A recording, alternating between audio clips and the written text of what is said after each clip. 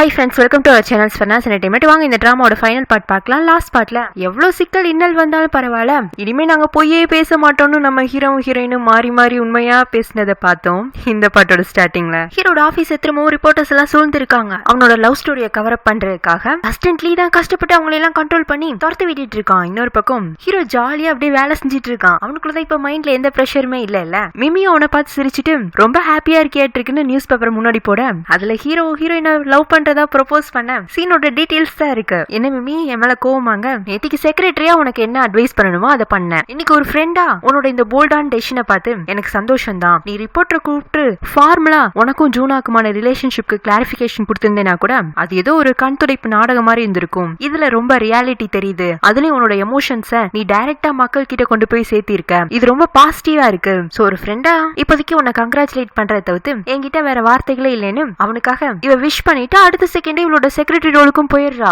ஹீரோயினும் சோரனும் மேனிக்யூருக்கு வந்திருக்காங்க. இப்பெல்லாம் எங்க போனாலும் மத்த எல்லாரோட அட்ராக்ஷனும் ஹீரோயின் பக்கமா தான் இருக்கு. சோரனா கொரியாவோட மிகப்பெரிய பிசினஸ் மேன் ஒண்ணு பொதுவெளியில அத்தனை பேர் முன்னாடி ப்ரப்போஸ் பண்ணிருக்காரு. அன்னைக்கு நான் என்ன செலிபிரிட்டியான்னு கேட்டேன், இன்னைக்கு செலிபிரிட்டியாவே ஆயிட்டேன். எப்படி இருக்கு உனக்கு இந்த புது அனுபவங்க? ஒரு மாதிரி பயமா இருக்கு, எதுலயும் போய் மாட்டிக்கிட்ட மாதிரி ஃபீலா இருக்குன்னு ஹீரோயின் சொல்லவும், எதுல போய் மாட்டிக்கிட்டா என்ன, அதான் உன்னை காப்பாத்துறக்கு உன்னோட இளவரசர் கூடவே இருக்காரு. கடைசியில பாரு நீ சிண்ட்ரலாவே ஆயிட்ட.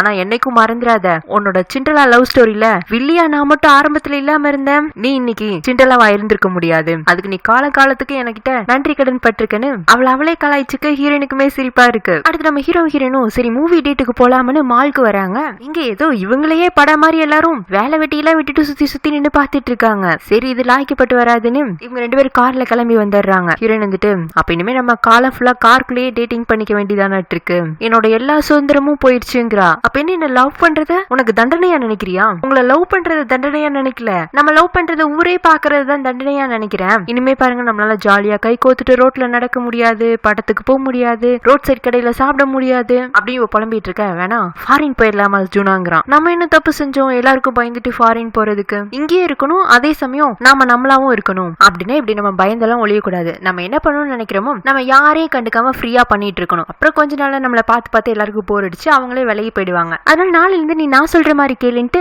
காலங்காத்துல எழுப்பி அவளை ஒரு பார்க்கு கூப்பிடுறான். இவன் ஆல்ரெடி அங்க எக்ஸசைஸ் செஞ்சுட்டு இருப்பானா, வா நீயும் சேர்ந்து எக்ஸசைஸ் செய்யுங்க. என்னது எக்ஸசைஸ் செய்யறதுக்காக தான் என்ன இவ்வளவு நேரத்துக்கு எழுப்பி விட்டீங்களா? வேணாம்பா, காலையிலேயே எல்லாரும் ஏதோ நம்ம குரலி வித்த காட்டுற மாதிரி கூடி நின்று பாத்துட்டு இருப்பாங்க. நான் பழையபடிக்கு தூங்கவே போறேன்னு அவ கிளம்ப போக இவனா வலுக்கட்டாயமா அவளை வாக்கிங் கூட்டிட்டு போயிட்டு இருக்கான். தண்ணி தாக எடுக்கவும் ரெண்டு பேரும் ஓரமா தண்ணி குடிச்சிட்டு இருப்பாங்க. அதுக்குன்னு அங்க வாக்கிங் வந்த மத்த எல்லா பொண்ணுங்களும் இவங்க ரெண்டு பேரும் அடையாளம் கண்டுபிடிச்சிட்டு ஏதோ பார்த்த மாதிரி அவங்க சந்தோஷப்பட்டு இருக்க ஹீரோனுக்கு தான் தொல்லையா போயிடுது. இதுக்குதான் நான் முதலையே வரமாட்டேன்னு அவன் மூஞ்சி தூக்கி வச்சுக்க ஹீரோ தான் மத்த எல்லாத்துக்கிட்டையும் சிரிச்சு பேசி சமாளிச்சுட்டு வரான். அவனுக்கு இந்த பப்ளிக் லைஃப் ஆல்ரெடி பழகிருச்சு. ஹீரோனுக்கு இன்னும் இதுக்குள்ள செட் ஆகிக்க முடியல. ஹீரோனுக்கு அவளோட டிபார்ட்மெண்ட்ல இருந்து என்கொயரி நடக்குது. அவங்க கேட்கிற முதல் கொஸ்டினே உண்மையிலேயே நீங்களும் வேர்ல்ட் ஹோட்டல் பிரசிடென்ட் ஹியூனும் ரிலேஷன்ஷிப்ல இருக்கீங்களான்னு தான். இவ்வளவு ஆமான்னு ஒத்துக்கிறாளா? அப்ப அதனாலதான் தொடர்ந்து கவர்மெண்ட் பிசினஸ் எல்லாமே மிஸ்டர் ஹியூனுக்கு சாதகமா நீங்க பண்ணி கொடுத்தீங்களாங்க? இல்ல சார், ஒரு ஈவென்ட் பண்றதுக்கு முன்னாடி நாங்க முதல்ல எங்களுக்கு என்னெல்லாம் தேவைங்கிறத பாப்புலரான ஹோட்டல் ரெசார்ட்ஸ்க்கு எல்லாம் சென்ட் பண்ணி விடுவோம். அதுல யார் முதல்ல அக்செப்ட் பண்ணிக்கிறாங்களோ அதுவும் மேக்ஸிமம் எங்களோட கண்டிஷன்ஸ்க்கு ஒத்து போறது அது பார்த்து தான் ஹோட்டல் செலக்ட் பண்ணுவேன். ஃபர்ஸ்ட் டைம் கோல்ட் ரெசார்ட்ல ஒரு ஈவென்ட் நடக்கிறதுக்கு முன்னாடி கூட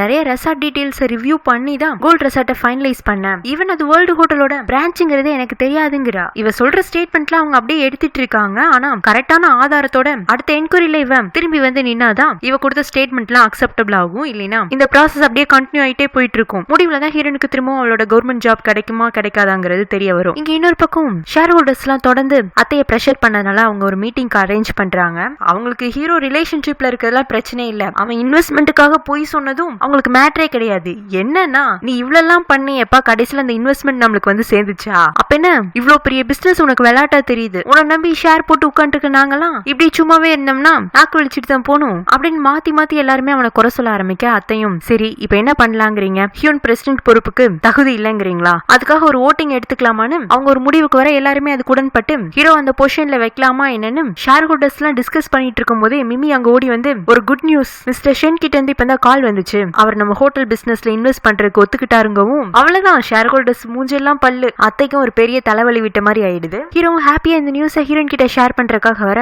அவ சோகமா இருக்கவும் உன்னோட என்கொயரி எப்படி போனுச்சு? என்கொயரியில பொய்யெல்லாம் சொல்ல முடியாது, மாட்டிக்குவோம். நான் சொன்னது அத்தனையுமே உண்மைதான். ஆனா அதை அவங்க ஏத்துக்கிறதுக்கு இன்னும் ஆதாரம் கேட்கிறாங்க. இன்னும் எத்தனை நாள் இந்த என்கொயரி நடக்கும்? திரும்ப எனக்கு என்னோட வேலை கிடைக்குமா என்னங்கிறதுலாம் சந்தேகம். நீங்க தான் ரொம்ப ஹாப்பியா இருக்கீங்களே, உங்க பிசினஸ் பிசினஸ் அப்படியே பீக்ல பிச்சுட்டு போதாட்டு இருக்கு. நான் வேலைக்கு போலினாலும் எனக்கு குறை சொல்லாம லைஃப் லாங் பாத்துக்குவீங்கல்ல அப்படின்னு இவ விளையாட்டுக்கா கேட்டாலும் ஒரு மாதிரி சோகமா கேட்க, ஏன் ஜூலா உனக்கு நம்பிக்கை இல்லையா? வா இப்பவே உங்க அப்பா கிட்ட பேசலாம், நான் உன்னை ஏன் வீட்டுக்கு கூட்டிட்டு போறேன்னு இவன் அப்பா கிட்ட போய் உங்க பொண்ணு எனக்கு வேணும்னு சொல்ல, நீ கேட்டதும் என்னால பொண்ணெல்லாம் கொடுக்க முடியாது ஏன்னு சொல்லி பாக்கலாம். நீ எவ்வளவு பெரிய ஹோட்டலோட பிரசிடென்ட், என் பொண்ணு ஆரம்பத்துல நீ தான் புருஷன்னு போய் சொல்லிட்டு தெரிஞ்சிருக்கா, அது எவ்வளவு பெரிய அபத்தமான விஷயம்னு அப்பவே நீ கண்டிச்சு அவளை தடுத்து வச்சிருந்திருக்கணும். அதை விட்டுட்டு அவளை நீ வாட்டுக்கு இஷ்டத்துக்கு ஆட விட்டுட்டு கடைசியில எல்லா பொறுப்பையும் அவளை ஏத்துக்க சொல்லிட்ட. அதனால நாங்க எவ்வளவு கஷ்டப்பட்டோம் தெரியுமா? பாரு தப்பே செய்யாத என் பொண்ணு மேல இப்ப என்கொயரி வேற இருக்கு, எத்தனை ரிப்போர்ட்டர்ஸ் கிட்ட இருந்து காலு அப்படின்னு அவருக்கு ஹீரோ பிடிச்சிருந்தாலும் வேணும்னே அவன்கிட்ட கோபப்படுற மாதிரி காட்டிக்க, பா ப்ளீஸ் பா போதும்பா விடுங்கப்பான்னு ஹீரோயினும் கண்ணை காட்டுறா. ஆஹா அதெல்லாம் முடியாதுமா, இந்த பையன் இல்லைன்னா என்ன, அப்பா உனக்கு இவன மாதிரியா 1000 பேர் கொண்டு வந்து நிப்பாட்டுறேன், அடுத்த வாரம் கூட உன்னை டேட் பண்றதுக்கு ஒருத்தன் தயாரா இருக்கேன்னு இருக்கான், போன முறை பார்த்தோம்ல அந்த பினான்சியல் அனலிஸ்ட விட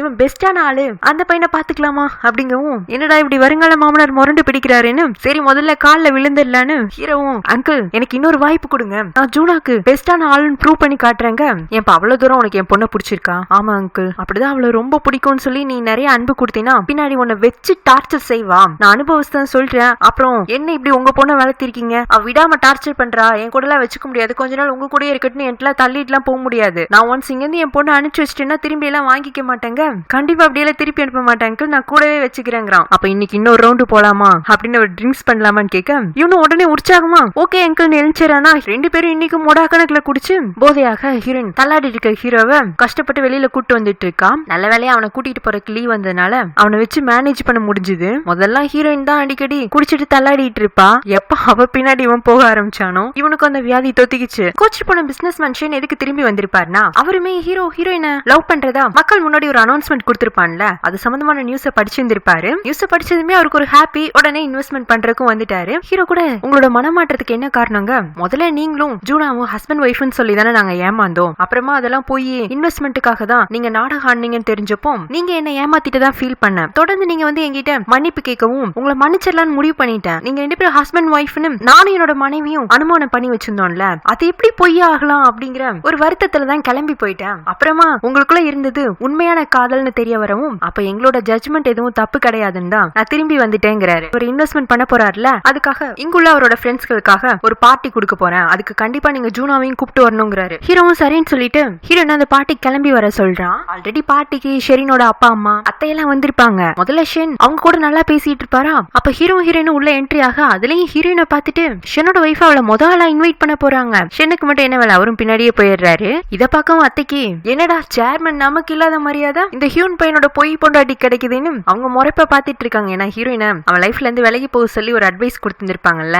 அது நடக்கலங்கிற கோவம் தான். ஷெனோட ஒய்ஃப் ஹீரோயினை ஹக் பண்ணிக்கிறாங்க. அவங்க ஹக் பண்ணிட்டு இருக்கும் போதே சைனீஸ்ல என்ன சொல்றாங்கன்னா, அன்னைக்கு ஏதோ ஒரு பிரச்சனை அவங்க அழுதுட்டே கிளம்பி போயிருந்திருப்பாங்கல்ல, அவங்க அம்மாக்கு உடம்பு சரியில்லைன்னு தான் இன்னைக்குதான் அதை ரிவியல் பண்றாங்க. அத்தையும் ஏதோ மரியாதைக்காக ஹீரோயின் கிட்ட ஹாய்ன்னு சொல்றாங்க. அப்புறம் ஹீரோ தனியா கூப்பிட்டு வந்து, ஏன்டா அவளை கூப்பிட்டு வர போறதா என்கிட்ட சொல்ல, நானா கூட்டிட்டு வர போறதா இருந்தா சொல்லியிருந்திருப்பேன், ஆனா மிஸ்டர் ஷென் விருப்பப்பட்டதுனால அவங்க இங்க வந்ததுனால அவங்களோட விருந்தாளி தானே, அது எதுக்கு உங்கள்கிட்ட சொல்லணும் தான் விட்டுட்டேங்கிறான். டே ஹியூன் இன்னொன்னு கவனிச்சியா, இந்த பொண்ணு வந்ததுக்கு அப்புறமா தான் நீ என்கிட்ட அதிகமா பேச ஆரம்பிச்சிருக்க, அதுவே எனக்கு அவகிட்ட பிடிக்காம போயிடுச்சுடாங்கிறாங்க. இங்க தனியா ஹீரோயின் சுத்திட்டு இருப்பாளா பார்ட்டில, அங்க ஒரு ரிப்போர்ட்டர் வந்திருப்பானாட்டு இருக்கு. அவன் ஹீரோயினை புடிச்சு வச்சுட்டு, ஹலோ மேடம் உங்களை தான் பேட்டி எடுக்க ரொம்ப நாள் தேடிட்டு இருந்தேன், மிஸ்டர் ஹியூன் உங்களை கேர்ள் ஃப்ரெண்டா அனௌன்ஸ் பண்ணதுக்கு அப்புறமா நீங்க வேற பப்ளிக் ஈவெண்ட் தானே, எப்படி ஃபீல் பண்றீங்க இந்த நியூ சிண்ட்ரலா லைஃப்ங்க, ஹீரோயினை சிண்ட்ரலாவா ஆயிட்டீங்களான்னு எல்லாரும் கிண்டல் பண்றாங்கல்ல, அது கேக்குறவங்களோட தோரணையை பொறுத்தது. இப்ப இவனு கூட ஒரு அதிர்ஷ்டத்தினால தானே உங்களுக்கு இது கிடைச்சது, மத்தபடி உங்களுக்கு என்ன தனி ஐடென்டிட்டி இருக்குங்கிற மாதிரி தான் ஹீரோயினை கொஸ்டின் பண்ற மாதிரி இருக்கு. ஆனா அதை கவனிச்சுட்டு ஹீரோ பக்கத்துல வந்து, இந்த சிண்டலா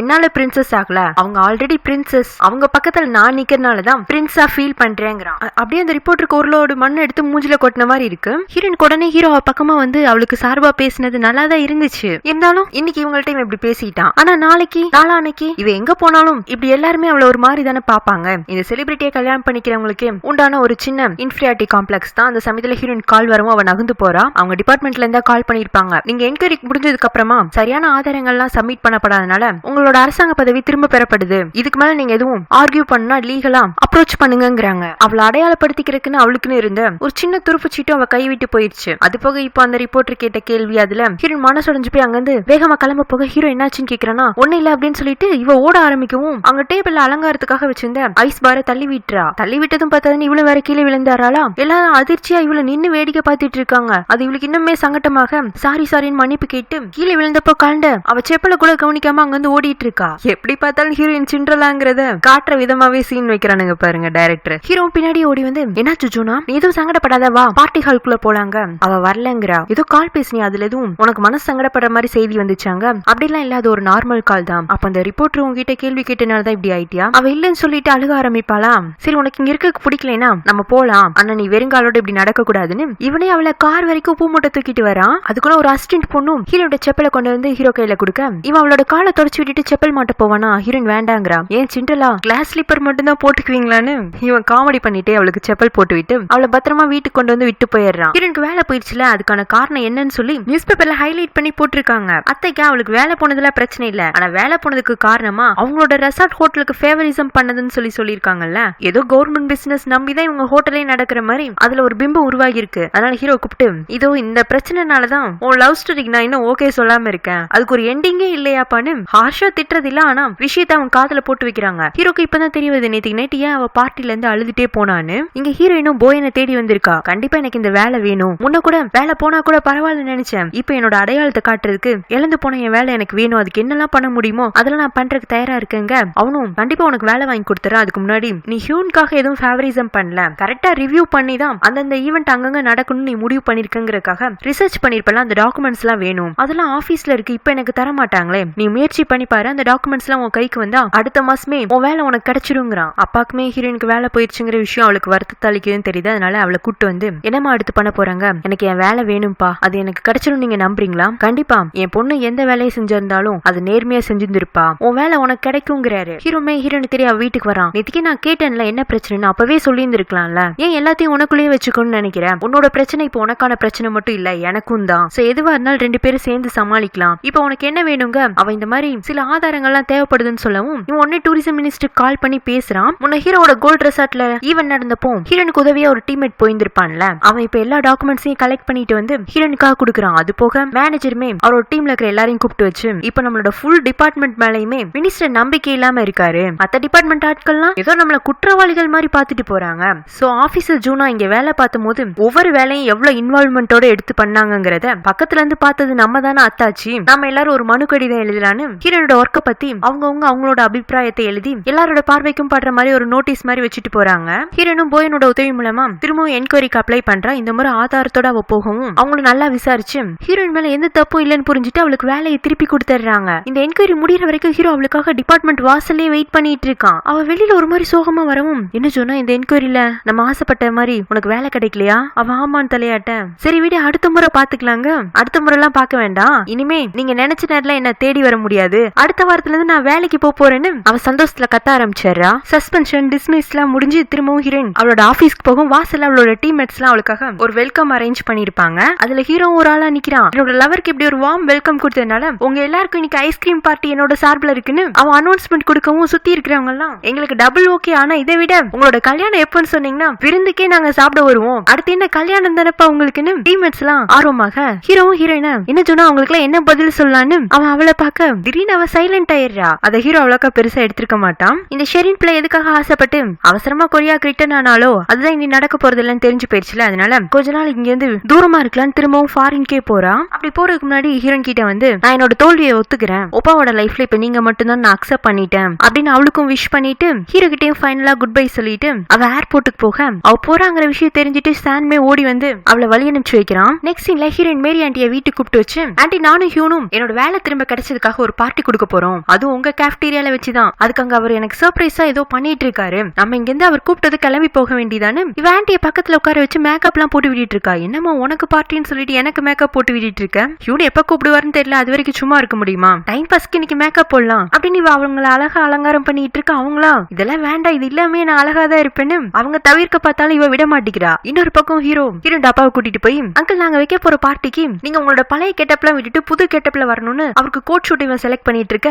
அவர் வேண்டாம் சிம்பிளா ஏதாச்சும் ட்ரெஸ் பண்ணிக்கிறனாலும் அவனும் கேட்க மாட்டேங்கிறான். ஆளுக்கு ஒரு பக்கம் அப்பாவை ஆன்ட்டி வச்சு ஏதோ ஒண்ணு ட்ரை பண்ணிட்டு இருக்காங்க. கடைசியா ரெண்டு பேரும் பார்ட்டிக்கு போலாமான்னு கேஃப்டீரியால வந்து நிக்கவும் தான் இந்த சர்ப்ரைஸே முழுசா அவங்களுக்குன்னு தெரிய வருது. ஆன்ட்டியா இதெல்லாம் எதுக்குன்னு வைக்கப்பட அப்பாவும் என்னமா நான் முதல்லயே சொன்னேன்ல எங்க ரிலேஷன்ஷிப் அந்த மாதிரி எல்லாம் கிடையாதுன்னு. அப்பா எது எந்த மாதிரின்னு எனக்கு நல்லாவே தெரியுது, முன்னதான் நீங்க ரெண்டு பேரும் அமைச்சுக்கு இருந்த வாழ்க்கையில நான் தடையா இருந்துட்டேன், இப்போ உங்களுக்கு என்கேஜ்மெண்ட் பண்ணி வச்சேன், அப்புறமா உங்களுக்கு எப்ப கல்யாணம் பண்ணிக்கணும்னு தோணுதோ அப்ப கல்யாணம் பண்ணிக்கோங்கன்னு இவங்க அப்பாவையும் ஆன்ட்டியும் சேர்த்து வச்சு அவங்களை கேக் எல்லாம் வெட்ட வச்சு ஃபேமிலி எல்லாரும் போட்டோ எடுத்துட்டு இருக்காங்க. சானும் சேர்ந்து தான் இந்த சர்ப்ரைஸ் ரெடி பண்ணி இருந்திருப்பானாட்டிருக்கு. பாவம் மாஸ்டர் தன்னோட ஒன் சைட் லவ் கடைசி வரைக்கும் சொல்ல முடியாமே போயிருச்சேன்னு அவரும் நொந்துகிட்டே அவனுக்கு உதவியா இருந்திருப்பாரு. சாந்தா வளைச்சு போட்டோ எடுத்துட்டு இருக்கா. போடா, நீ தான் இப்ப அவங்க ஃபேமிலியில ஒருத்தன் ஆயிட்டியே, நீயும் போய் அவங்க கூட நின்னு கடைசியா நான் காதலிச்ச பொண்ணுக்கு எனக்குன்னு செய்ய வேண்டிய வேலை இந்த போட்டோ எடுக்கிறது மட்டும்தான், அதை எடுத்து கொடுக்குறேன்னு அவரு மனசுக்குள்ள நோந்துட்டே சிரிச்ச முகமா போட்டோவும் எடுக்கிறாரு. இந்த சீரியலோட டைரக்டர் இல்லைன்னா ரைட்டர் ஒன் சைட் லவ்னால பெருசா பாதிக்கப்பட்டிருப்பாராட்டு இருக்கு. டிராமால இருக்கிற எல்லா கேரக்டருக்குமே அதை வழுக்க டைமா திணிச்சு விட்டுருக்காருங்க. இந்த என்கேஜ்மெண்ட் பார்ட்டிக்கு சாந்தான பெருசா உதவி பண்ணிருப்பான். அவன் கிட்ட தேங்க்ஸ் சொல்றதுக்காக ஹீரோயின் அவனை சந்திக்க போக இப்ப அவன் பெயிண்டிங்ல இன்வால்வ் ஆயிட்டானாட்டு இருக்கு. நிறைய பெயிண்டிங் ஒர்க் எல்லாம் பண்ணிட்டு இருக்கான். ஹீரோயின் அவன் வரைஞ்சு வச்சுக்கிற போட்டோஸ் எல்லாம் பாத்துட்டு இருக்கும் போது இது யாருங்க ஹீரோயின் மனசுல வச்சுட்டு தான் அந்த போட்டோ வரைஞ்சிருந்திருப்பான். பாத்தீங்கன்னாவே உங்களுக்கே தெரியும் அது ஹீரோயின் மாதிரி தான் இருக்குன்னு. ஆனா அவளுக்கு தெரியலையாட்டு இருக்கு. ஜூனா நல்லா பாருங்க, அது நீங்க தான். நானா இப்படி இருக்கேன்? ஆமா, நேர்ல விட இதுல நல்லா இருக்கீங்கல்லங்க. அவ அவனை பார்த்து மறைக்க உண்மையை சொல்லிதாங்க ஆகணும், நீங்க கொஞ்சம் அக்லி தான், ஆனா இப்ப பாருங்க எங்க அண்ணன் பக்கத்துல இருக்கனால ரொம்ப பிரைட்டா தெரியுறீங்க. நீங்க நம்பலைன்னா அடுத்த முறை வரும்போது எங்க அண்ணாவும் நீங்களும் சேர்ந்து இருக்கிற மாதிரி ஒரு பெயிண்டிங் வரைஞ்சு வைக்கிறேன், அப்ப பாத்தீங்கன்னா தெரியும் நான் சொல்றது எவ்வளவு உண்மைங்கிறான். ஃபைனலி ஹீரோயினா இவனே அக்செப்ட் பண்ணிக்கிட்டானாட்டு இருக்கு. சீன்ல ஹீரோயின் டேட் போற மாதிரி காட்டுறாங்க. ரெண்டு பேரும் பேசிட்டு இருப்பாங்களா. அப்ப ஹீரோ வந்துட்டு ஜூனா நீ எதுவும் பர்சனலா என்கிட்ட எக்ஸ்பெக்ட் பண்றியா, அப்படி ஏதாச்சும் இருந்துச்சுன்னா சொல்லுங்க. அவ யோசிக்க ஆரம்பிக்கவும் சொல்றதுக்கு தயக்கமா இருந்துச்சுன்னா நீ எழுதி கொடு, அதே மாதிரி நான் உங்ககிட்ட என்ன எக்ஸ்பெக்ட் பண்றேன்னு எழுதி கொடுக்குறேன், அதுல எதெல்லாம் உன்னால பண்ண முடியும் என்னால எதெல்லாம் பண்ண முடியுங்கிறத நம்ம நெக்ஸ்ட் டேட்ல டிஸ்கஸ் பண்ணலாம்னு இவங்க ரெண்டு பேரும் பேப்பர் எடுத்து மடமடன் ஏதோ எழுதி பேப்பர் எக்ஸ்சேஞ்ச் பண்ணிக்கிறாங்க. ஹீரோயின் வீட்டுக்கு வந்து முத வேலையை அந்த பேப்பர் எடுத்து படிக்கிறா. ஹீரோ உடம்பு சரியில்லாம இருந்தப்போ ஹீரோயின் அக்கறை அவனுக்கு கஞ்சி வச்சு கொடுத்துருப்பாள். அதை ஞாபகம் வச்சுட்டு இனி ஃபியூச்சர்ல அவங்க எவ்வளவு பிஸியா இருந்தாலும் காலையில ஹீரோயின் ஏதாச்சும் ஒரு சின்ன டிஷ்ஷா அவனுக்கு ஆசையா செஞ்சு கொண்டு வந்து கொடுக்கணும். சண்டை போட்டு உடனே சாரி கேட்டு அக்செப்ட் பண்ணிக்கணும். ரெண்டு பேரும் ஒருத்தருக்கு ஒருத்தர் பொய் சொல்லிக்க கூடாது. எவ்வளவு ஹார்ஷான விஷயங்களா இருந்தாலும் முகத்துக்கு நேரா சொல்லிடணும்னு அப்படி ஒன்னும் ஃபுல்ஃபில் பண்ண முடியாத அளவுக்கு கஷ்டமான எக்ஸ்பெக்டேஷன்ஸ் இல்ல. அதனால அவ அதை திரும்ப படிச்சு பார்த்து சந்தோஷப்பட்டு இருக்கா. என்னடா எல்லாம் நல்லா போயிட்டு இருக்கா, அத்தை இன்னமும் அவங்க வேலையை காட்டலன்னு பார்த்தா அவங்க ஹீரோயின் திரும்பவும் கால் பண்ணி வீட்டுக்கு வர வைக்கிறாங்க. இவ போனதுமே சாரிமா திரும்ப நான் ஏதோ கால் பண்ணி உன்னை திருத்துப்புன்னு வர வைக்கிற மாதிரி ஆயிடுது இல்ல, போன முறை கூப்பிட்டு ஹியூனை உன்னை விட்டுட்டு போக சொன்னேன், உன்னாலே அவனை விட முடியல, அவனும் உன்னை விட்டு தர மாட்டேன்ட்டான், சரி என்ன பண்றது இனிமே நீதான் இந்த வீட்டோட மருமகன் ஆயிப்போச்சு அப்படின்ட்டு அவங்களும் ஒரு பேப்பர் எடுத்து கொடுக்குறாங்க. இது அவங்களோட எக்ஸ்பெக்டேஷன்ஸ் இருக்கு. ஹீரோ மாதிரியே ஹீரோயினும் நிறைய லாங்குவேஜஸ் தெரிஞ்சு வச்சுக்கணும், அவளுக்கு பிசினஸ் நாலேஜ் வேணும், எப்படி ஹை சொசைட்டி பீப்புள் கூட எல்லாம் அவ பேசணும் பழகணும். நாளைக்கு ஹீரோவே ஒரு மீட்டிங்ல ஆப்சென்டா இருந்தாலும் அந்த இடத்துல இவ எப்படி போய் நின்னு செயல்படணும்னு அத்தாரிட்டி ஸ்கில்ஸ் எல்லாம் இவளுக்கு தெரிஞ்சு வச்சுக்கணுங்கிறாங்க. அப்ப என்னோட வேலை சரி கொஞ்ச நாள் இந்த கவர்மெண்ட் ஜாபை கண்டினியூ பண்ணு, சைட் பை சைட் நானும் உன்னை ட்ரெயின் பண்றதுக்கு ஒரு கைடையும் அப்பாயிண்ட் பண்றேன், ஒன்ஸ் நீ பெர்ஃபெக்ட் மிஸ்ஸஸ் ஹியூன் ஆயிட்டேனா உன்னோட கவர்மெண்ட் ஜாபை விட்டுட்டு வந்துருங்கிறாங்க. அவன் நினைச்சிட்டு இருந்தா ஹியூன் நம்மள லவ் பண்றாரு, நம்ம ஹியூனை லவ் பண்றோம், அது ஒன்னே மிஸ்ஸஸ் ஹியூன் ஆகிறதுக்கு போதுமானதுன்னு. ஆனா அது போக இவன் மொத்தமா தன்னை மாத்திக்கிட்டாதான் மிஸ்ஸஸ் ஹியூனா இருக்க முடியும்னு அத்தை சொல்றாங்க. அவங்க சொல்றதெல்லாம் நியாயமானதா இருந்தாலும் உடனே எப்படி இவ்வளவு சேஞ்ச் பண்ணிக்க முடியும்? அதுல கையில வர ஹீரோ அவகிட்ட இருந்து என்ன எக்ஸ்பெக்ட் பண்றாங்கிற மாதிரி ஒரு 10 கண்டிஷன்ஸ் இருக்கும்ல, அதெல்லாம் நேத்துக்கு ரொம்ப ஈஸியா இருந்த மாதிரி இருந்துச்சு. அத்தை சொல்றதை யோசிச்சு பார்க்கும் போது இது மட்டுமே தான் மிஸ்ஸஸ் ஹியூனா இருக்கு உதவாதுன்னு எல்லா எக்ஸ்பெக்டேஷன் பக்கத்துலயும் இன்டூ மார்க் போட்டுட்டு இருக்கா. பாவம் அவளோட இந்த குழப்பமான சூழ்நிலை எல்லாம் தெரியாம அவளுக்கு ஏதோ சர்ப்ரைஸ் கொடுக்கற விதமா ஹீரோ வீட்டுக்கு இன்வைட் பண்றான். ரொம்ப நாளா என்னோட பிரைவேட் ஸ்பேஸ் உனக்கு காட்டணும்னு கேட்டுட்டு இருந்தல, அதுக்கான டைம் வந்துருச்சுன்னு அவனோட மினியேச்சர் ரூம் கூட்டிட்டு போறான். ஹீரோயினுக்கு அவங்க உள்ள ஒவ்வொரு பொருளையும் பார்க்கும்போது அவன் எவ்வளவு மெனக்கிட்டு இருக்கான், எந்த வேலையில அவனோட உண்மையான சந்தோஷம் இருக்குங்கிறது அவனோட ஒர்க்க பார்த்தாலே தெரியுது. அந்த ரூமோட ஓரத்துல இருக்கிற ஒரு மினியேச்சரை காட்டி இது எப்படி இருக்குன்னு கேட்க அது ஏதோ ஒரு அம்யூஸ்மெண்ட் பார்க் மாதிரி இருக்கு, இவனே ஒரு ட்ரெயின் மாதிரி ஒன்னு செஞ்சிருப்பான், அதுல பட்டன் அமுத்தவும் ட்ரெயின் ஒன்னு அப்படியே சுத்தி வருதா. ஹீரோயின் அதை பார்த்து சிரிச்சிட்டு இருக்கும் போதே திடீர்னு ட்ரெயின் பெட்டியில ஒரு பாக்ஸ் ஓபன் ஆகுது, அதுல அழகான செயின் இருக்கு, அதை எடுத்து இவ கழுத்துல மாட்டி விட்டுட்டு என்ன கல்யாணம் பண்ணிக்கிறியாங்கிறான். என்னடா இப்படி திடீர்னு முன்னறிவிப்பு இல்லாம இப்படி கேட்டுட்டேன்னு நினைக்காத, நான் நல்லா யோசிச்சுதான் இந்த முடிவுக்கு வந்தேன், என்னால உன் கூட ஸ்பெண்ட் பண்ண போற அந்த லைஃப்காக எத்தனை நாள் ஏங்கி காத்துட்டு இருக்காது, சீக்கிரமே கேட்டுட்டா உன் மனசுல என்ன இருக்குன்னு தெரிஞ்சுட்டு நம்மளோட ஃபியூச்சரை டிசைட் பண்ணலாம்ல, நீ என்ன யோசிக்கிற, நான் யோசிக்கிற மாதிரி தான் யோசிக்கிற அப்படின்னு கேட்கவும் நானும் என்னோட ஃபியூச்சரை உங்க கூட தான் டிசைட் பண்ணிட்டேன், ஆனா கல்யாணம் அது எனக்கு இன்னும் யோசிக்க டைம் வேணும், ஏன் உனக்கு இன்னும் என் மேல நம்பிக்கை வரலையா? அப்படி கிடையாது, எனக்கு என் மேல நம்பிக்கை இல்ல, உங்களோட லவரை நான் சந்தோஷமா இருக்கேன், அதே மாதிரி என்ன நீங்க லவரை பார்க்கும்போது சந்தோஷமா இருக்கீங்க, அதுவே நான் உங்களோட ஒய்ஃபா இருக்கும் போது உங்களுக்கு அதே சந்தோஷத்தை என்னால கொடுக்க முடியுமா அப்படிங்கிற ஒரு சந்தேகம் எனக்குள்ள இருக்கு, அந்த சந்தேகம் தீர்ற வரைக்கும் என்னால இந்த கல்யாணத்துக்கு சம்மதம் சொல்ல முடியாதுங்கிறா. சரி விடு, நான் நல்ல வேலை முன்னாடியே ப்ரப்போஸ் பண்ண, இல்லைன்னா இன்னும் கொஞ்ச நாள் டைம் எடுத்து உன்ட்ட இதை பத்தி கேட்டு இருந்தேன்னா நீ இன்னும் கொஞ்சம் டைம் கேட்டு இருந்திருப்பேன், பரவாயில்ல உனக்கான டைம் எடுத்து யோசிச்சு பதில் சொல்லு, நான் வெயிட் பண்றேங்கிறான். அடுத்த ஹீரோயின் அவளோட மேனேஜர் கிட்ட போய் தன்னோட வேலையை டிரான்ஸ்ஃபர் பண்ணி கேக்குறா. ஏன் திடீர்னுங்க தெரியல, இங்க இருந்து கொஞ்சம் தூரமா இருக்கும்னு ஆசைப்படுறேன், ஜேஜோ ஐலாண்ட்ல நம்ம டூரிசம் டிபார்ட்மெண்ட் சார்பில் ஒரு மியூசியம் இருக்குல்ல, அங்க எனக்கு வேலை அப்பாயின்மெண்ட் பண்ணுங்க அப்படின்னு கேட்கவும் நீ இந்த மாதிரி ஜேஜோ ஐலாண்ட்ல போய் ஒர்க் பண்றதுக்கு மிஸ்டர் ஹியூன் எதுவும் சொல்லலையா? ஏன்னா அன்னைக்கு நான் அவரை பார்த்தப்போ எப்படியும் அடுத்து உங்களுக்கு கல்யாணங்கிற மாதிரி தான் நாங்க எல்லாரும் முடிவு பண்ணியிருந்தோம், இப்பயே இந்த திடீர் பிரிவு உங்களுக்குள்ள எதுவும் சண்டையா இருக்கான்னு கேட்க அவ அப்படிலாம் இல்ல, எங்களுக்குன்னு கொஞ்சம் டைம் வேணும் அவ்வளவுதாங்கிறா. அப்புறம் இவளுக்கு ஒர்க் அங்க மாத்தி கிடைக்கவும் ஹீரோ கிட்ட சொல்ல அவனே அவளை வந்து வழி அனுப்பிச்சு வைக்கிறான். அவ கிளம்புறதுக்கு முன்னாடி அவளுக்கு ஒரு வாட்சை பிரசன்ட் பண்ணி மறந்துடாத இங்க ஒருத்தவனுக்காக வெயிட் பண்ணிட்டு இருக்கான்னு கிண்டலா சொன்னாலும் அதுல உள்ள சீரியஸ்னஸ் ஹீரோ எனக்கு நல்லாவே புரியுது. அவளும் ஜேஜே ஐலாண்ட்ல வந்து கிட்டத்தட்ட 1.5 மாசம் கிட்ட ஆயிடுச்சு. ஹீரோ கூட நோ கால்ஸ் நோ மீட்டிங். ஆனா 2 பேரும் மெயில் மட்டும் பண்ணிக்கிறாங்க. கால் பேசுறதை விட இதுதான் இப்போ ஹீரோனுக்கு ரொம்ப கம்ஃபர்டபுளா இருக்கு. அதுவும் எப்போ மெயில் வரும் என்ன மாதிரி ரிப்ளை வரும்னு வெயிட் பண்ணி அவன் மனசுல உள்ளதெல்லாம் தெரிஞ்சுக்கும் போது இங்க ஜேஜே ஐலாண்ட்ல இருக்கிறது தனிமையா இருக்கிற மாதிரி அவளுக்கு ஃபீல் ஆகல. எதுக்காகவோ காத்துட்டு இருக்கிற மாதிரி நாள் ஃபுல்லா அவனை பத்தியே யோசிக்கிறா, வேலைக்கு போறா. அது போக ஜேஜே ஐலாண்டே ரொம்ப அமைதியா இருக்கா. அவளுக்கு இங்க ரொம்ப பிடிச்சு போயிடுச்சு. அந்த பக்கம் ஹீரோ தான் நொந்து போயிருக்கா. இங்க எனக்கு சியோல என்ன இருக்கு, ஒண்ணுமே இல்ல. கால் பேசலான்னா அதுக்கும் விட மாட்டேங்கிறா. சரி மீட் பண்ணலான்னா அதுக்கும் ஓகே சொல்ல மாட்டேங்கிற அப்படின்னு புலம்பிட்டே அவளுக்கு மெயில் பண்ணிட்டு இருக்கான். இப்ப அப்படியே சோரனை காட்டுறாங்க. அவ ஹாஸ்பிட்டலுக்கு செக்அப்காக வந்திருக்கா. அவ பிரெக்னெண்டா இருக்கான்னு டாக்டர் சொல்லவும் இவளுக்கு சந்தோஷம். அதே சமயம் வருத்தம். நேத்துக்கு தான் அவ ஹஸ்பண்ட் கூட பயங்கரமா சண்டை போட்டிருப்பா. இப்ப போய் அவர்கிட்ட இதை எப்படி சொல்றதுன்னு வீட்டுக்கு வந்தா போயின் ஒரு லெட்டர் எழுதி வச்சுட்டு எங்கேயோ போயிட்டான். என்ன லெட்டர் எழுதிருக்கானா, ஹனி நானும் எவ்வளவோ நீ குடுக்கற டார்ச்சர் எல்லாம் தாங்கிட்டு கூடவே இருக்கலான்னு பார்த்தேன். ஆனா நேத்துக்கு நீ அடிக்க வரமா என்னால இங்க உன் கூட இருந்தனா உன்னை கூப்பத்துல கொண்டாள் கொன்றுவேன். அதனால இப்போதைக்கு நான் உன்னை விட்டுட்டு போறேன்னு இருப்பான். சோரனுக்குவே தெரியுது கொஞ்சம் ஓவரா தான் ஹஸ்பண்ட் கூட சண்டை போடுறமோன்னு. இவ வேற அவ பிரெக்னெண்டா இருக்காளா. இந்த ஹாப்பினஸ் யார்கிட்டயே ஷேர் பண்ணிக்கணும்னு தோணவும் ஹீரோனுக்கு தான் கால் பண்றா. ஹே கங்க்ராச்சுலேட் சோரன் அப்படிங்கவும் அவ சோகமா ஆனா நான் இப்ப சந்தோஷமா இல்ல. போயின் கூட நான் சின்னதா சண்டை போட்டேன்னா சின்னதா இல்ல கொஞ்சம் பெரிய சண்டையாவே போட்டேன். அவர் கோச்சிட்டு போயிட்டாரு. நான் கால் பண்ணிட்டே இருக்க அவர் எடுக்கவும் மாட்டேங்கிறாரு. அவரோட சோசியல் வெப்சைட்ல அவர் ஜேஜே ஐலாண்ட்ல இருக்கிற மாதிரி தான் காட்டுது. நீ அங்க அவரை பார்த்தனே எனக்கு ஒன்னே கால் பண்ணுங்கிறா. ஹீரோனும் சரின்றா. அவட்ட பேசி முடிக்கவும் ஹீரோ கிட்ட இருந்து மெயில் வந்திருக்கு. இன்னைக்கு எதுவும் ஸ்பெஷலான்னு கேட்க ஆமா சோரன் பிரெக்னெண்டா இருக்கா. சீனியர் கூட அவ சண்டை போட்டனால அவர் எங்கேயோ கோச்சிட்டு போயிட்டாரு. பாவம் இந்த மாதிரி சமயத்துல அவ ஹஸ்பண்ட் கூட இருக்கும்னு ஆசைப்படுறா. ஆனா அவர் கால் பண்ணா கூட எடுக்க மாட்டேங்கிறாரு. இதெல்லாம் பார்க்கும்போது எனக்கு இன்னும் கல்யாணத்து மேல நம்பிக்கை வர மாட்டேங்குது. ஏன்னா சோரனும் சீனியரும் அவ்வளவுக்கு அவ்வளவு லவ் பண்ணி கல்யாணம் பண்ணிக்கிட்டாங்க. இத்தனை வருஷம் வாழ்ந்ததுக்கு அப்புறமாவும் அவங்களுக்குள்ள அடிக்கடி சண்டை நடந்துட்டு இருந்திருக்கு. முன்னாடி எல்லாம் என்கிட்ட நடிக்கணுங்கிறதுக்காகவே அவங்க ஸ்வீட்டான கப்பல் மாதிரி நடந்துக்கிட்டாங்க. சரி எல்லா பிரச்சனையும் முடிஞ்சு சேர்ந்துட்டாங்கன்னு பார்த்தா இப்ப சோரன் பிரெக்னென்ட் ஆகிற சமயத்துல திரும்பவும் பிரிஞ்சுட்டாங்க. கடைசி எனக்கு என்ன தெரியுதுன்னா காதல் மட்டும்தான் நல்லா இருக்க மாட்டிருக்கு. கல்யாணம் என்னமோ சரிப்பட்டு வராதோன்னு தோணுது. ஐ எம் சாரி ஹியூன், எனக்கு இன்னமும் நிறைய டைம் தேவைப்படுது. நீங்க வெயிட் பண்ணுங்க நீ ஒரு மெயில போட்டு விட. அந்த பக்கம் அவன் படிச்சதுமே ஷாக் ஆயிடுறான். இதுக்கு மேல இவளை விட்டு வச்சா முன்னாடி போய் நின்னா கூட தான் யாருன்னு கேட்பான்னு அடுத்த நாளே அவளுக்கு சர்ப்ரைஸ் கொடுக்குற விதமா சொல்லாம கொள்ளாம அவன் முன்னாடி வந்து ஜேஜே ஐலாண்ட்ல நிக்கிறான். ஒன்னெல்லாம் பாக்குறதுக்காக வரல, ஒரு பிசினஸ் விஷயமா தான் வந்தேன். ஆனா உன்னை ரொம்ப மிஸ் பண்ண தெரியுமா பாரு. உன்னை பத்தியே யோசிச்சு சரியா தூங்காம கண்ணு கீழே கருவளை எல்லாம் வந்துருச்சு. சரி ஜுரா எங்க இருக்க, வா உன்னோட வீட்டுக்கு போலாங்க. நீங்க ஏன் வீட்டுக்கு வரீங்களா? தான் இங்க உள்ள ஒரு பெரிய ஹோட்டல்ல உங்களுக்கு விஐபி கார்டு இருக்குல்ல, அங்க போய் தங்கிக்கோங்க. சொல்லாம கொள்ளாம நீங்க வந்துட்டு உங்களுக்கு என் வீட்டுல வேற இடம் இருக்கா, அதெல்லாம் கிடையாதுன்னு சொல்லிட்டு இவ அவனை துரத்தி விட ஹீரோவும் நினைச்ச இப்படிதான் எப்படி அந்த ஹோட்டலுக்கு தான் என்ன துரத்தி விடுவேன்னு அவன் ஹோட்டலுக்குள்ள என்டர் ஆக அவங்க ஹோட்டலோட லான்ல போய் ட்ரிங்க்ஸ் பண்ணிட்டு இப்ப நான் ஃப்ரீ மேன் கத்திட்டு இருக்கானா.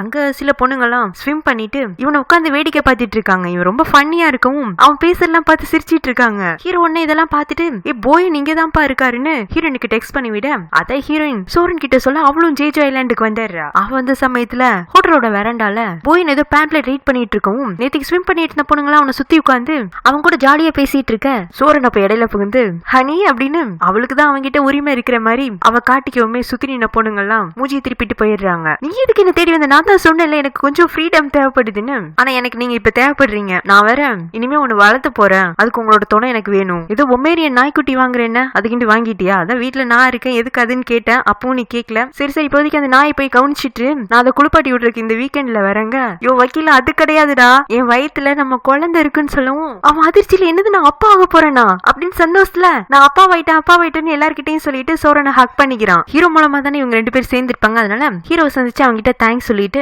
ஆமா ஹீரோ நீங்க என்ன பிசினஸ் விஷயமா இங்க வந்தீங்களாங்க? இல்ல நான் ஜூனாவை பாக்குறதுக்காக தான் வந்தேன். அப்படியே இங்க தங்கி இருக்கீங்க, ஜூனா கூட போய் இருக்க வேண்டியதானங்கவும் அவன் என்ன சொல்றன்னு தெரியாம யோசிக்க சோரனுக்கு புரிஞ்சு போயிடுது அவங்களுக்குள்ள ஏதோ ஒரு நெருக்கம் மிஸ் ஆகுது. அதை நம்ம தான் சரி பண்ணி வைக்கணும்னு சரி ஹீரோ எங்க கூட வாங்கன்னு ஹீரோயினை பாக்குறதுக்காக வராங்க. என்னப்பா நீங்க 2 பேரும் சேர்ந்துட்டீங்களாங்க? ஆமா நாங்க 2 பேரும் சேர்ந்து செலிப்ரேட் பண்ற விதமா கப்பல் வெக்கேஷன் போலான்னு முடிவு பண்ணிருக்கோம், நீங்களும் கிளம்புங்கன்னு ஹீரோ ஹீரோயினையும் கூட கூட்டிட்டு போறாங்க. போயினும் சோரனும் அடிக்கடி சண்டை போட்டுட்டு இருந்தாலும் அவங்களுக்கு இடையில ஒரு கியூட்டான ரிலேஷன்ஷிப்பும் இருக்கு. சோ அவங்க பண்றது எல்லாமே கியூட்டாவும் இருக்கு. முன்ன இந்த மாதிரி அவங்க நடிச்சிருந்திருப்பாங்க, அதை ஹீரோயின் உண்மை நம்பிந்திருப்பா. இப்ப அந்த மாதிரி அவங்களுக்குள்ள நடிக்கிறதுக்கு எந்த அவசியமும் இல்ல. ரொம்பவே அவங்களுக்குள்ள இருக்கிறது ஒரு ட்ரூவான ஃபீலிங்ஸ்னு அவளுக்கு பார்க்கும் போதே தெரியுது. அவங்க மட்டும் தனியா என்ஜாய் பண்ணாம ஹீரோயின் ஹீரோயினையும் கூட அவங்களுக்குள்ள சேர்த்திக்கிறாங்கிறத விட சோரன் சேர்த்தி வைக்கிறதுக்கு முயற்சி பண்றா. ஹீரோயினுக்கு கூட ஹீரோ கூட டைம் ஸ்பெண்ட் பண்றது நல்லா தான் இருக்கு. ஆனா அதுவும் அவங்க 2 பேத்துக்கு இடையில உள்ள நெருக்கம் கொஞ்சம் தங்களுக்குள்ள மிஸ் ஆகுற மாதிரி இருக்கு. அந்த இடைவெளி தான் தான் கல்யாணம், அது இன்னும் அவளுக்கு புரியல. அன்னைக்கு ஈவினிங் ட்ரிப் முடியவும் ட்ரிங்க்ஸ் பண்றதுக்காக எல்லாரும் ரெஸ்டாரண்ட்டுக்கு போவாங்களா. சூரன் பீர் குடிக்க முன்னாடி போய் அவளை ஸ்டாப் பண்ணி, ஹனி நீ இதெல்லாம் குடிக்க கூடாது, உனக்கு ஃப்ரெஷ் ஜூஸ் ஆர்டர் பண்றேன்னு அவன் அக்கறையா அவளை பார்த்து கவனிச்சுக்க. ஹீரோயினும் அவங்கள பேன் பார்த்துட்டு இருக்காங்க. அப்புறம் சோரனே, என் ஹஸ்பண்ட் போயன் எனக்கு ரொம்ப பிடிச்சதுக்கு காரணமே இதான், என்ன எப்படி பாத்துக்கிறோங்கிறது அவருக்கு மட்டும்தான் தெரியும் அப்படின்னு பெருமையா சொல்ல ஹீரோயின் சிரிச்சுட்டே நாக்கலா, அவ்வளவு பிடிச்சிருந்துன்னா எதுக்கு அவர் கூட சண்டை போட்டு அவரை வீட்டை விட்டு துரத்தி விட்ட.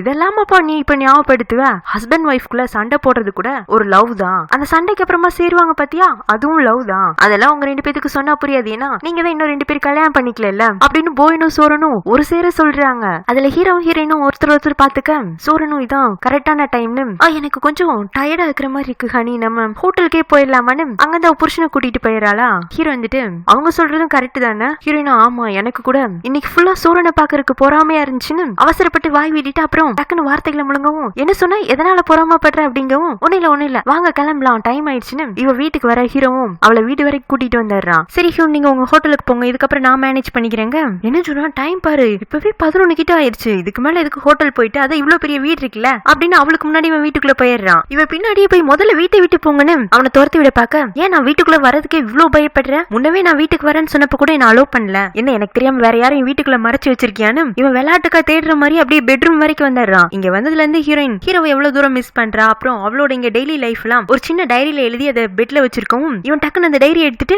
கிடைச்சிருச்சுன்னு அதை ஓபன் பண்ண போவானா, இவ வேண்டாம் அப்படின்னு சொல்லிட்டு அவன் இருந்து புடுங்க ட்ரை பண்ண 2 பேரும் மல்லு கட்ட ஆரம்பிச்சிடறாங்க. அதுல ஹீரோயின் மேல விழுக்க 2 பேரும் ஒருத்தர் பாத்துட்டு இருக்க. சரி ரொமான்டிக்கா ஏதாச்சும் நடக்குன்னு பார்த்தா ஹீரோயினுக்கு அவங்க அப்பா கிட்ட இருந்து கால், அவ அப்படியே அப்பா கிட்ட பேச ஆரம்பிச்சிடறா. ஹீரோ டைரியை புரட்ட ஆரம்பிச்சிடறான். அப்பா எதுக்கு கால் பண்ணி இருந்திருப்பாருன்னா, மேரி ஆண்டிக்கு அவருக்கு என்கேஜ்மெண்ட் ஆயிடுச்சுல, இப்போ அவங்க 2 பேரும் கல்யாணம் பண்ணிக்கலாம் டிசைட் பண்ணிட்டாங்க. அதுக்கு ஹீரோயின் கிட்ட பெர்மிஷன் கேட்க, என்னப்பா கல்யாணத்துக்குலாம் என்கிட்ட பெர்மிஷன் கேட்பீங்களா, முன்னவே ஒரு டைம் பெர்மிஷன் கேட்டு தானே இவ்வளவு காலத்தை வீண் பண்ணிட்டீங்க, உங்களுக்கு கல்யாணம் பண்ணிக்கணும்னு தோணுச்சுன்னா உடனே கல்யாணம் பண்ணுங்க, எனக்காக வெயிட் பண்ணாதீங்கன்னு இவ அவங்க அப்பா கிட்டயும் மேரி ஆண்டி கிட்டயும் சந்தோஷமா பேசிட்டு இருக்க.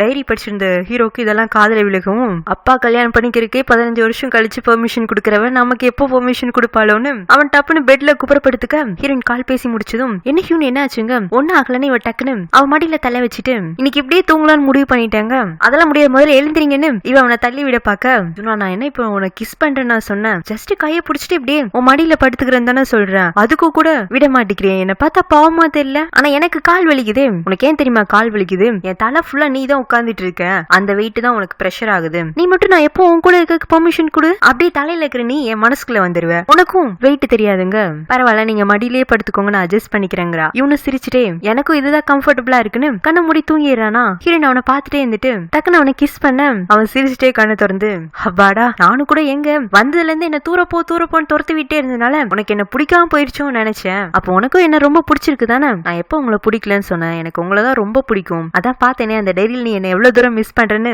பக்கமா எழுதி வச்சிருந்தல, உனக்கு ஜேஜோ ஐலாண்ட் பிடிச்சிருக்குன்னா சொல்லு, நான் இங்க உள்ள பிரான்ச்சை கவனிச்சுட்டு இங்கேயும் கூட இருந்தாருங்க, வேர்ல்டு குரூப்போட அடுத்த சேர்மன் ஆக போறீங்க, உங்களால அத்தனையும் விட்டுட்டு சாதாரண கவர்மெண்ட் ஆபீசர் ஜூனா கூட இங்க இருக்க முடியுமா, அது பாசிபிள் இல்ல, அப்ப நீ ஏன் கூட வந்துரு, நானும் உங்க கூட வரணும்னு தான் ஆசைப்படுறேன், எதையோ ஒண்ணு தொலைச்சிட்டேங்கிற மாதிரி ஒரு ஃபீல் இருக்கு, நான் அந்த தொலைச்சது என்னன்னு கண்டுபிடிச்சிட்டேன்னா உங்களை தேடி வந்துடுறேங்க, எதை தொலைச்சிருந்தேனாலும் அது இங்கதான் எங்கேயாச்சும் இருக்கணும் அப்படின்னு அவ தொலைச்சதை தேடுற மாதிரி அந்த பெட்லயே அவ கூட உருண்டு புரண்டு விளையாட ஆரம்பிச்சிடறான். அப்புறம் நெக்ஸ்ட் இவன் ஹீரோயினை அவளோட மியூசியம்ல டிராப் பண்ணிட்டு இவனுமே ஒரு வேலை விஷயமா தான் வந்திருப்பான். இங்க அவங்களுக்கு ஒரு ரெசார்ட் இருக்கு, அதோட எக்ஸ்டென்ஷன் ஒர்க் போயிட்டு இருக்கு, அதை சூப்பர்வைஸ் பண்றதுக்காக தான் வந்திருப்பான். காலையில இருந்து அந்த வேலையை முடிச்சுட்டு ஈவினிங் ஹீரோயின் கூட வந்து மியூசியத்தை சுத்தி பார்த்துட்டு இருக்கான். நெக்ஸ்ட் மந்த் இந்த மியூசியம்ல ஒரு பெரிய எக்ஸிபிஷன் நடக்க போகுது, அதுக்கான ஒர்க்கை தான் இந்த 1 மந்தா ஹீரோயினும் இங்க பாத்துட்டு இருக்கா. அங்குள்ள ஒவ்வொரு பொருளுமே பழமை வாய்ந்தது, கிட்டத்தட்ட ஒரு 100 வருஷம் 200 வருஷம் கிட்ட, அதுக்குன்னே ஒவ்வொரு பேக் ஸ்டோரி இருக்கு. அதெல்லாம் ஹீரோ கேட்டு தெரிஞ்சுட்டு, ஜுனா இப்ப எனக்கு ஒண்ணு ஞாபகம் வருது, நேத்துக்கு நீ ஒண்ணு தொலைச்சிட்டு தான் என்கிட்ட சொன்னல, அது என்னன்னு நான் கண்டுபிடிச்சிட்டேன்னு இவன் ஒரு பெண் எடுத்து அவ கையில, நீ எதையோ ஒண்ணு தொலைச்சிட்டு தேடிட்டு இருக்கல,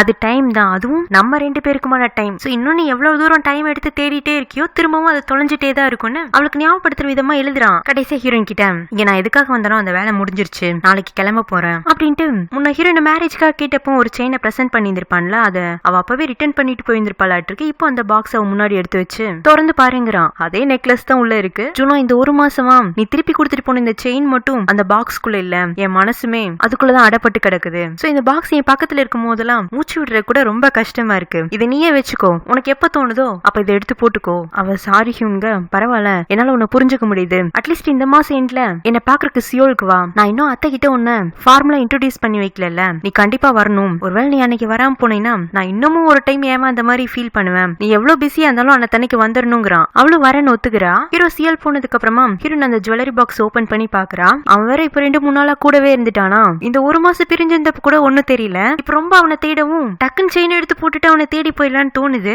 இருந்தாலும் அதெல்லாம் முடியாத காரியம் இல்ல. அதனால அத்தையை பாக்குறப்ப சொல்லிக்கலான்னு வெயிட் பண்ணிட்டு இருக்கா. அடுத்தடுத்த நாட்கள்ல ஹீரோன் எக்ஸிபிஷனுக்கான வேலையெல்லாம் பாக்கறனால ரொம்பவே பிஸி ஆயிடுறா. இருந்தாலும் அத்தையை பார்க்க போற நாளுக்காக வெயிட் பண்ணிட்டு தான் இருக்கா. ஏன்னா அன்னைக்கு தானே அவளோட மனசுல உள்ளதையும் சொல்ல போறா ஹீரோ கிட்ட. அப்படி இருக்கிற சமயத்துல எக்ஸிபிஷன்ல வைக்க வேண்டிய ஒரு முக்கியமான பீஸ் காணாம போகவும், என்னடா எல்லாமே கரெக்டா தானே ஆர்கனைஸ் பண்ணி வச்சிருந்தோம், அது மட்டும் எங்க மிஸ் ஆனிச்சுன்னு இவ தேடிட்டு இருக்கா. கடைசி வரைக்கும் அந்த பொருள் கிடைக்கிறதே இல்ல. நாளைக்கு சண்டே, அடுத்த நாள் மண்டே தான் எக்ஸிபிஷன். ஹீரோ வேற சந்திக்கு வரன் ப்ராமிஸ் பண்ணி கொடுத்திருப்பாள்ல. சோ இப்ப கடைசி நேரத்துல அவ வர முடியாதுன்னு கால் பண்ணி சொல்லிடுறா. ஹீரோக்கு இவ கடைசி நேரத்துல இப்படி சொல்லுவான்னு தெரியாதுல்ல. அதனால அதுக்கு முன்னாடியே அத்தை கிட்ட அவ கூட சேர்ந்து சந்திக்க வரதா சொல்லியிருந்திருப்பான். இப்ப இவன் மட்டும் போகவும் அத்தை செம காண்டாயிடுறாங்க. ஏண்டா நீ கல்யாணம் பண்ணிக்க போற பொண்ணு எனக்கு இன்ட்ரோடியூஸ் பண்ணி வைக்க போற, ஆனா அந்த பொண்ணு உன் பக்கத்துல இல்ல. அவ என்ன பண்ணுவா ஏது பண்ணுவாங்கிறது உனக்கும் தெரியல எனக்கும் தெரியல. அவ எப்படி இருக்கணும்னு நான் ஆசைப்படுறேனோ அதுவாவும் இருக்க முடியாதுன்னு அவ இங்க இருந்து ஓடி போயிட்டா. சரி உனக்கு பிடிச்ச மாதிரியாச்சும் உன் கூட இருந்துட்டு போட்டுன்னு ஆசைப்பட்டா அதுக்கு கூட அவ வரமாட்டேங்கிறா. எனக்கு என்னமோ மிஸ்ஸஸ் யூனா அவளோட ரெஸ்பான்சிபிலிட்டி என்னன்னு அவளுக்கு தெரியல, உன் மனசுல உள்ள ஃபீலிங்ஸை வேல்யூ பண்ணவும் தெரியல.